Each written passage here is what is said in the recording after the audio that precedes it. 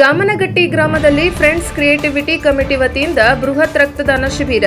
ಹುಬ್ಬಳ್ಳಿ ತಾಲೂಕಿನ ಗಾಮನಗಟ್ಟಿ ಗ್ರಾಮದಲ್ಲಿ ಎಫ್ಸಿಸಿ ಕಮಿಟಿ ಸಹಯೋಗದಲ್ಲಿ ಇಂದು ರಕ್ತದಾನ ಶಿಬಿರ ನಡೆಸುವ ಮೂಲಕ ಅರ್ಥಪೂರ್ಣ ಕಾರ್ಯ ನಡೆಸಲಾಯಿತು.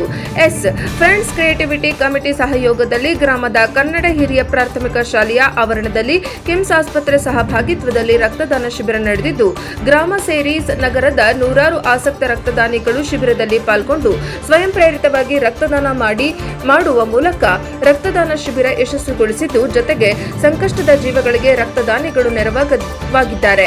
ಇನ್ನು ರಕ್ತದಾನಿಗಳನ್ನು ಪ್ರೋತ್ಸಾಹಿಸುವ ನಿಟ್ಟಿನಲ್ಲಿ ಕಮಿಟಿ ಹಾಗೂ ಕಿಮ್ಸ್ ವೈದ್ಯರ ತಂಡದ ವತಿಯಿಂದ ಶಿಬಿರದಲ್ಲಿ ಪಾಲ್ಗೊಂಡ ಎಲ್ಲರಿಗೂ ರಕ್ತದಾನ ಪತ್ರ ನೀಡಿ ಸನ್ಮಾನಿಸಿ ಗೌರವಿಸಲಾಯಿತು.